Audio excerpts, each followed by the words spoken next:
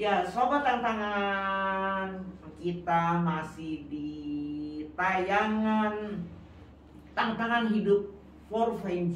Wah, semakin banyak ini penggemarnya dan acaranya semakin detail.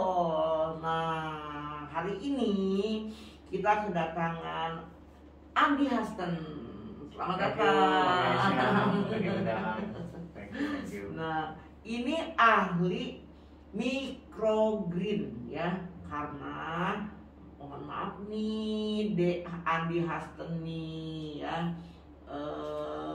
kemarin karena yang membawakan nenek-nenek banyak yang bertanya sama saya, tapi saya juga kan lagi belajar, belum menguasai banyak ya, jadi saya sekarang mau bertanya kupas tuntas sekarang sama ahlinya nih ya. Nah, gini pertanyaan saya ya. Saya kan baru belajar 4 nih, ya 4. Nah, sebenarnya masih banyak lagi nggak tanaman yang bisa ditanam dengan media tanam microgreen ini? Coba apa aja tuh?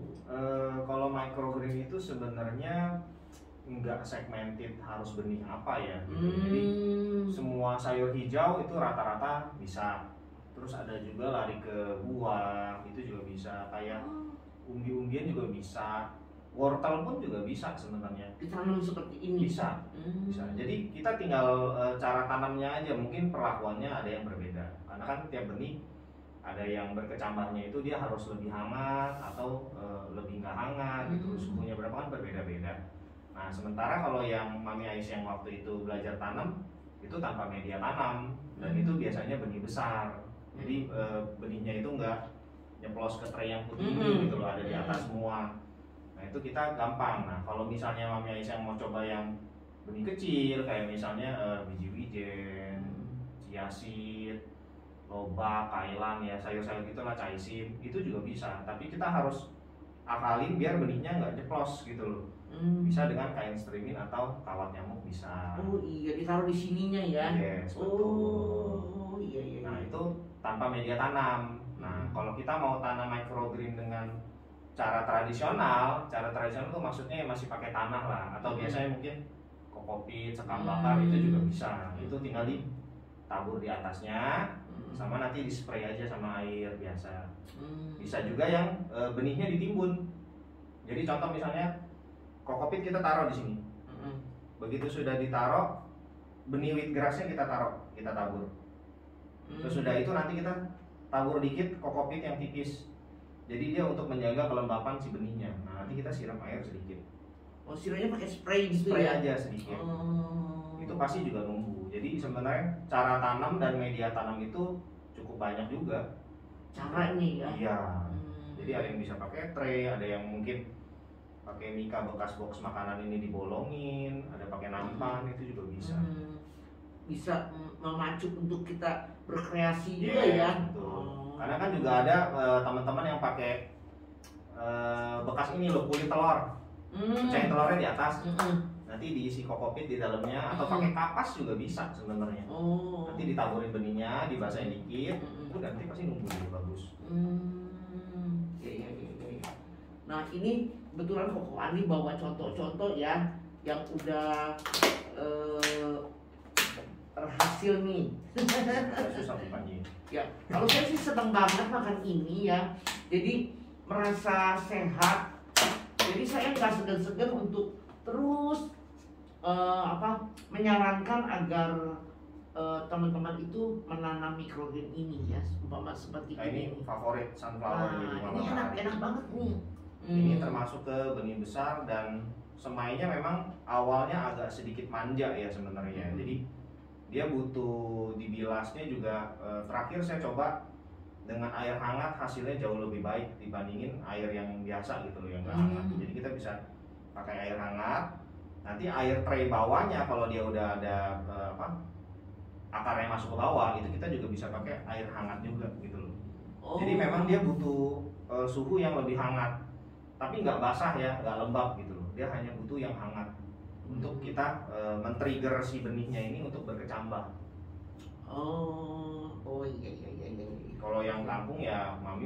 jago lah. Ini kan gampang banget ya, ini kan kena air aja dia udah pasti keluar kayak tauge gitu. Nah, Andy Huston. Jadi saya jadi favorit manggilnya lengkap banget soalnya. Soalnya enak banget gitu. Andy Huston. Oh iya. Kalau di Facebook kayaknya namanya The Huston ya. Iya. Oke, bagus sekali. Kita ada grup juga di Facebook buat ya sama-sama saling belajar microgreen lah, sharing. Tapi memang lebih banyak kita ke hasil olahannya. Si microgreen ini bisa dijadiin apa aja sih? Nah itu kita sharing di sana. Oh iya. Banyak kan ya itu lihai-lihai ya ibu-ibu. Ya, banyak banget ibu-ibu di situ yang memang mereka masak. Sebelumnya mereka tanam sendiri semua. Mereka semua tanam sendiri. Udah selesai panen, bagus kan gitu kan, hijau tinggi-tinggi gitu. Nanti baru mereka olah gitu loh. Biasanya suka masaknya dicah. Nah, cahnya juga ada tekniknya agak beda jadinya. Biasa kalau cah sayur dewasa kan dimasukin sayurnya dulu tuh, cahnya agak lama kan. Nah, itu nanti layunya cepat gitu loh. Nah, kalau microgreen kan kecil-kecil nih. Kalau kita taruh sayurnya dari awal, selesai dimasak kepanasan, wah jadi bubur semua nanti lembek gitu loh. Dan itu nutrisinya udah ngedrop jauh sekali kalau kita bicara nutrisi dan manfaat dari microgreen. Oh, wah berarti nenek salah dong nih. Saya memperlakukan kangkung mini ini, kangkung microgreennya sama dengan kangkung dewasa. Jadi saya masaknya tuh persis gitu sampai kangkung biasa ya. Iya, sampai layu. Saya pakai tomat, tapi ya saya nikmatin juga sih enak. Ternyata nggak boleh ya.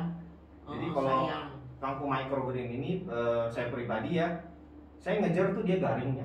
Kalau digigit kan crunchy gitu, ada bunyinya gitu kan. Nah, kita ngejar kangkung itu crunchy-nya. Jadi kalau olah si kangkung ini lebih enak adalah kita cuci bersih, buang akarnya. Nanti siram pakai air minum hangat. Jadi kita buang kotorannya dulu deh, kayak patogen mikrobanya itu kita bisa buang. Nanti dari situ baru misalnya kita contoh masak mie instan yang ada kuah. Nah, itu langsung kangkungnya dicemplungin aja. Jangan lagi godok sama air mie-nya dimasukin kangkungnya, itu layu cepat. Nah, itu nutrisinya ngedrop jauh sekali. Dan paling penting adalah enzim-enzim di dalam sayuran microgreen itu bisa hilang gitu. Karena kan enzim itu kan sensitif sama panas. Jadi ya olah microgreen itu terakhirnya aja. Terakhir ya. Jadi kalau kita bilangnya ibu-ibu nih kasihnya tuh di darat. Iya. Udah di plating baru dimasukin, diaduk bentar gitu. Nah, Andy Huston begini. Nah, saya sejak mengkonsumsi microgreen ini ya berasa tuh jadi gimana ya, agak sehat gitu. Jadi merasa pede aja nih sama kesehatan saya nih ya. Nah, kalau tadi Andi berbicara nutrisi, sebenarnya kandungan nutrisi ini sama enggak di semua tanaman ini nih, nama-nama ini nih ya, sunflower lah, kangkung lah, ada pisot ya, ada lagi ini nih yang menarik nih, tadi saya lihat nih ya, kecil-kecil ini saya baru tahu nih. Ini wijen hitam sama lobak merah ya. Wijen hitam dan lobak merah, saya mau langsung pesan bibitnya ya. Asik banget ini. Nah, ini asik banget nih. Coba nih kita lihat tuh, itu mini-mini sekali ya. Ini kecil banget. Ini saya baru lihat. Tingginya 3-5 cm. Nah, ini saya baru lihat ya. Saya coba ini, dia ada sensasi rasa yang pahitnya ada, getirnya ada, tapi kalau yang radis dia ada agak pedas sedikit aja. Tapi enak. Enak. Kalau diaduk sama bubur enak banget. Wih, enak ya. Oke. Nah, berbicara nutrisi bagaimana nih? Kalau nutrisi ya sebenarnya dari dulu itu sudah banyak riset. Cuman paling benar-benar di riset banyak negara itu adalah sejak mulai 2016 kalau jurnal yang saya baca.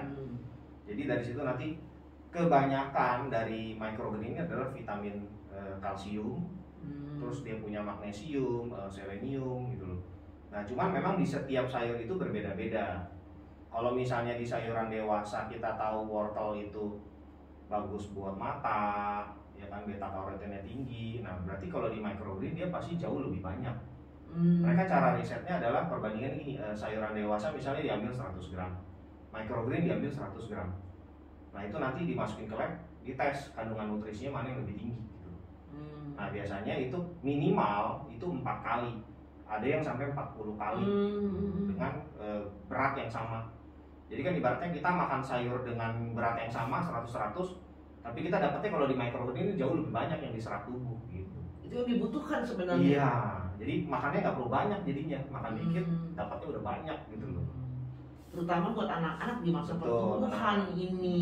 Ini cocok buat MPASI kok. Wah, ini anak-anak bisa, yang nggak bisa makan sayur nih bisa makan ini kan lucu bentuknya ya. Tinggal kita komunikasinya aja yang bagus. Kita bisa ajarin mereka, sebenarnya encourage mereka itu dari pertama kali nanam sih. Jadi kita ajak dia tanam, nanti dia lihat kan, oh benihnya pecah nih, pecah benih, mulai keluar gitu. Nah itu mereka tuh, ih seru ya papi ya, seru ya mami ya. Nah nanti di situ baru kita tambahin, ini kamu udah tanam bagus, nanti coba dimasak dimakan ya. Nah biasanya mereka mau. Cucu saya juga udah mulai nanam dan mereka udah mulai makan. Saya udah cerita kandungan nutrisinya sebisa-bisa saya. Tapi hari ini mungkin kita bisa lebih jelas ya. Nah oke. Terus ada yang bertanya begini, Andi Hasten ya. Waktu nanam ini ya, yang saya tempo hari tayang di Tantangan Hidup ya. Terus ada yang lihat mungkin di Facebooknya Andi Hasten, ininya nggak dikasih air ya. Nah padahal saya ngajar kasih air. Nah itu mungkin Andi bisa lebih menjelaskan kepada para pencinta tantangan hidup lebih jelas lagi ya. Nah gimana coba? Jadi kalau untuk air di tray bawah ini kita udah langsung praktek ya cara semainya.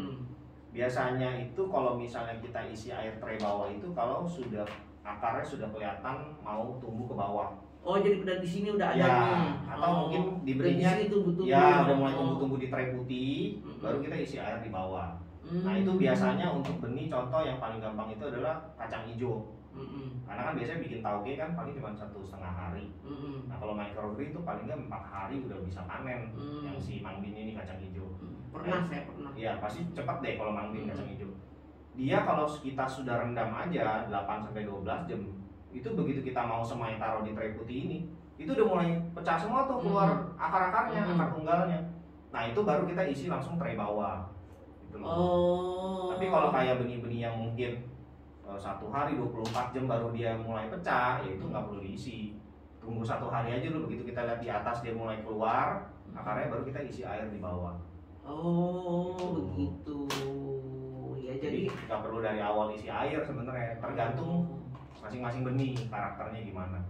Gitu. Tapi kalau belum dia tumbuh dari sini tetap ini mesti dibilas ya. Pasti. Harus dibilas dulu ya. Pasti. Nah jadi sobat tantangan ya, ada lebih jelas ya tadi ya Andi pakarnya langsung ya. Jadi setelah dicuci di sini kita langsung taruh ke sini ya. Nah nanti kalau udah tumbuh akarnya baru ini dikasih air ya. Tapi hari pertama, semai pertama ini tetap harus taruh di blackout ya. Blackout. Oke, kalau kita bicara blackout ya Mami ya. Gimana coba lebih jelas lagi nih? Sebenarnya nggak ada patokan pasti blackoutnya harus 2 hari, 3 hari, 4 hari, 5, kecuali jagung. Jagung kalau kita mau panennya enak, makannya manis, itu kita blackout sampai kita mau panen. Jadi dia benar-benar kuning. Makan jagung, rasa jagung, tapi bentuknya beda. Kalau jagung kan biasa kan yang kon gitu biasa ya, kayak popcorn gitu. Nah kalau ini jagung tapi bentuknya daun gitu. Nah kecuali daun. Nah kalau untuk blackout itu sebenarnya kita lebih ngejar tinggi sih sebenarnya sih. Tinggi si sayur. Contoh misalnya kita mau kacang hijau, oke kacang hijau biar makannya lebih banyak, berarti kan kita butuh batangnya lebih tinggi tuh. Nah kita blackoutnya atau digelapinnya lebih lama aja. Nanti tinggi ya? Iya nanti kita kejar tingginya. Misalnya kita mau tingginya 10 cm segini ya kan. Oh cuman butuh waktu 2 hari nih, ya udah 2 hari aja. Nanti baru 1 hari full kena sinar matahari, sore bisa panen. Gitu. Jadi nggak ada pakem blackout sih sebenarnya sih. Kayak yang pea shot juga sama. Cuman memang rata-rata ada waktunya. Misalnya pisot tuh rata-rata 5 sampai 6 hari gelap. Makanya kadang kalau ditanya blackoutnya berapa lama, 5 sampai 6 hari gitu loh. Tapi kalau misalnya di hari keempat dia sudah lebih tinggi, sudah tinggi yang kita mau, misalnya 20 cm, ya udah panen aja. Gitu. Jadi tergantung kita cara merawatnya. Iya. Nah, satu nih ada yang lucu nih ya sobat tantangan. Saya kemarin coba tanam jagung. Oke, jagung. Nah, jagung itu kan Andi kan bilang akan tinggi ya. Iya, tinggi. Saya bingung waktu jagung itu cepat tinggi sekali, kan saya tutup pakai kain tuh kainnya. Oh, kainnya udah melembung. Oke. Ya udah tinggi. Saya buka. Waduh, di blackout biasa kan saya tarik kolong lemari. Udah nggak muat juga. Akhirnya saya pakai akal. Pakai kardus. Itu Jadi, paling gampang. Nah, sobat tantangan, kalau cari ruangan Blackout. blackout ya nggak usah bingung. Udah seperti ini, kalau dia udah tinggi segini ya, kita tutup pakai kardus. Itu udah jadi Kardus bekas blackout. mie instan, Bisa, mineral. yang penting bisa segini ya. Yes. Oke, atasnya saya tutup aja pakai plastik hitam. Bisa. Itu paling gampang. Nah, ada lagi begini, Andi Hasten, setelah tumbuh ya, nah itu saya langsung ke matahari. Yes. Tiap hari saya ke matahari, salah ya? Sebenarnya dibilang salah juga enggak sih Ya. Mami. Jadi tergantung, kayak contoh kan mungkin maksudnya pisot kali ya. Pisot itu jadi ada dua perlakuan. Nah, kalau kita yang pisot yang kita pakai di Indonesia itu kebanyakan adalah yang benihnya itu kacang polongnya warnanya agak coklat. Betul. Nah, itu di tempat kita tropis panas dia bisa numbuh bagus. Nah, kalau yang Mami mau mungkin tuh yang lembut, itu mungkin sweet pea, itu beda lagi. Ada lagi namanya green pea. Jadi pea itu banyak banget, kacang itu banyak banget gitu loh. Nah, kalau yang pisot ini, kalau kita misalnya dari awal kita sudah kenalin matahari, nanti dia akan numbuhnya tuh nggak tinggi, agak bantet-bantet, tapi daunnya lebar, bagus, sama dia lebih berkumis. Iya betul. Ya, betul, ada kumisnya tuh banyak gitu. Nanti makin lama kena sinar matahari, dia akan makin hijau, makin rimbun, makin berkumis. Gitu. Saya pikir itu benar.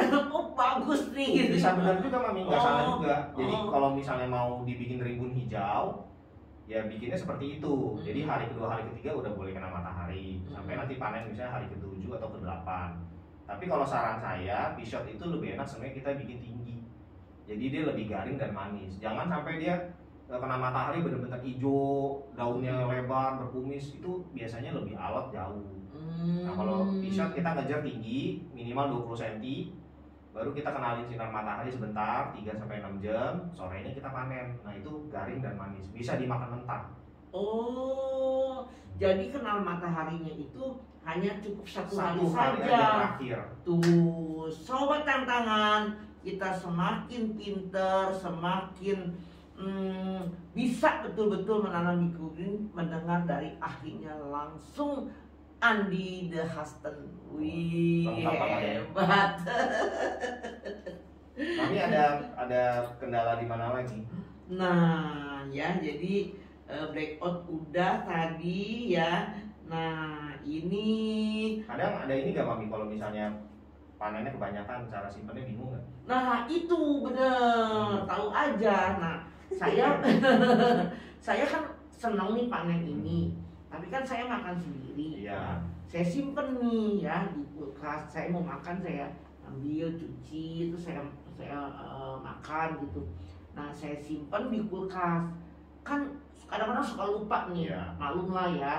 Nah, iya ya, aku masih punya ini kangkung. Begitu dibuka, Kering. udah rada kering. Nah, bagaimana cara menyimpannya yang baik? Coba. Microgreen itu umumnya dan the bestnya untuk dikonsumsi itu adalah fresh cut. Fresh cut itu jadi benar-benar waktu kita waktu saatnya panen, kita mau panen, kita panen gunting, itu langsung diolah dan kita konsumsi. Itu paling bagus. Itu enzimnya benar-benar dapat sempurna, nutrisi vitaminnya juga maksimal. Nah, begitu kalau kita misalnya ya kayak tadi Mami Aisyah makan sendiri, sementara panen satu tray kan lumayan banyak ya panennya ya. Jadi kita harus akal ini gini, contoh kayak misalnya kangkung. Kangkung ini kita bisa panen dengan dicabut. Kalau dicabut berarti sama akar-akarnya. Oh. Ya, jadi kita simpen di dalam box mika gini aja.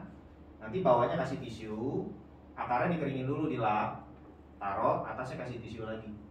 Nah itu bisa tahan minimal 1 minggu dalam kulkas. Kalau misalnya nggak sama akar, bisa juga, tapi bakalan lebih cepat layu nanti. Padahal cara simpannya sama dengan tisu juga. Jadi tisunya itu kita buat, kalau taruh kulkas kan dia juga dehidrasi kan, nanti kan ada bitik-bitik air tuh banyak tuh berembun gitu. Nah itu tisunya itu buat menyerap si airnya itu biar dia nggak lembab dan busuk. Waduh, ternyata di tayangan ini banyak sekali pengetahuan yang kita bisa dapat ya untuk menjadi seorang petani microgreen. Gak susah sebenarnya. Gak susah ya, dan menyenangkan Ya. gitu ya. Nah, ada lagi satu nih yang masih ganjel nih ya. Ini kalau kita pakai media yang bukan ini, yang pakai, ada yang pakai kokopit ya. Nah, itu kita perlu kasih pupuk nggak sih? Oke, kalau microgreen sih sebenarnya nggak perlu Nggak ya. perlu ya? Karena di setiap benih itu dia sudah ada nutrisi dan vitaminnya sendiri untuk dia tumbuh sampai waktu tertentu gitu loh. Biasanya sih sampai keluar daun sejati pertama. Jadi misalnya daun ketiga sama keempat tuh. Kalau pertama kan yang kayak microgreen kita makan, nanti dia akan keluar lagi tuh. Yang ketiga sama keempat yang daun sejati. Biasanya sampai situ dia akan mentok. Susah gitu loh, karena udah nggak ada nutrisi di benihnya dia sendiri. Makanya kita butuh nutrisi lagi kalau misalnya kita mau digedein, dijadiin hidroponik gitu loh. Nah kalau microgreen itu sebelum daun ketiga sama keempat atau sudah mulai mau daun ketiga keempat keluar, itu udah saatnya panen sebenarnya. Jadi microgreen itu murni tidak perlu ada nutrisi. Mau pakai nutrisi yang apa? Hidroponik yang ademix atau yang kayak liquid fertilizer yang dari kompos segala macam, itu sebenarnya nggak perlu sih. Jadi ini murni ya. Murni. Jadi 100% memang microgreen ini organik. Itulah yang saya suka. Jadi untuk seusia saya ya bahkan ya rata-rata ya orang yang mau sehat ini mengkonsumsi ini tuh udah nggak salah. Betul. Gitu ya. Apalagi kalau tanam sendiri, jadi kan kita lebih yakin gitu loh, ini Iya. tanam sendiri, kita yang kerjain sendiri. Iya, wah terima kasih nih Andi The Huston ya. Aduh saya kok jadi nama itu jadi familiar sama saya, The Huston. Karena sering baca FB-nya ya. Nah, Sobat Tantangan, kita pastinya akan semakin semangat ya untuk terus menanam microgreen ini, dan kita akan tetap menjadi sehat ya. Nah, di akhir tayangan ini Andi The Huston apa yang ingin disampaikan, hal-hal yang penting ya ketika kita mulai mau bercocok tanam secara microgreen ini. Mungkin teman-teman ada yang sobat tantangan ada yang tahu juga, kayak ada kalimat, wih tangannya dingin nih gitu loh. Tanam apapun semua jadi gitu kan. Terus ada yang bilang, aduh tangan gue mah tanam apapun semuanya rusak, gagal gitu loh. Nah itu sebenarnya mitos yang harus kita patahin gitu loh. Saya juga tadinya awal tanam ini mati. Cuman kita nggak boleh maksudnya putus asa gitu loh. Jadi harus coba terus. Dan dari yang kita misalnya gagal pertama kali itu kan kita tahu, oh begini salah nih, bisa bikin sayurnya mati, tanamannya mati. Harus pakai cara yang lain. Nah kalau cara-cara yang lain itu kan sebenarnya kan banyak perlakuannya. Misalnya tanpa media tanam. Nanti misalnya kurang berhasil nih, kurang bagus, coba kita pakai yang ada media tanam kokopit misalnya. Oh kokopit berhasil, berarti kita catat aja benih yang ini, sayur yang ini pakai kokopit bagus gitu loh. Nah itu jadi standarnya kita untuk tanam benih yang itu. Kira-kira sih begitu. Jadi jangan ada, aduh tanpa media tanam nanti rusak semua, gagal, tapi nggak coba media tanam yang lain gitu loh. Nah itu yang kadang orang kita harus benerin gitu loh. Coba dulu, kalau semuanya udah dicoba baru gagal, ya baru boleh deh kalau misalnya mau berhenti atau mau belanja ya kita yang tanemin nanti.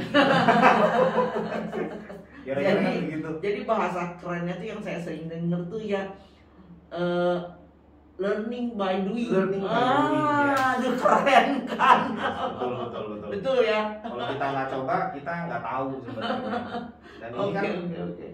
peralatannya juga nggak yang susah dicari atau mahal sekali kan. Iya. Kita pakai box Mika ini aja dibolongin juga udah bisa tanam sebenarnya.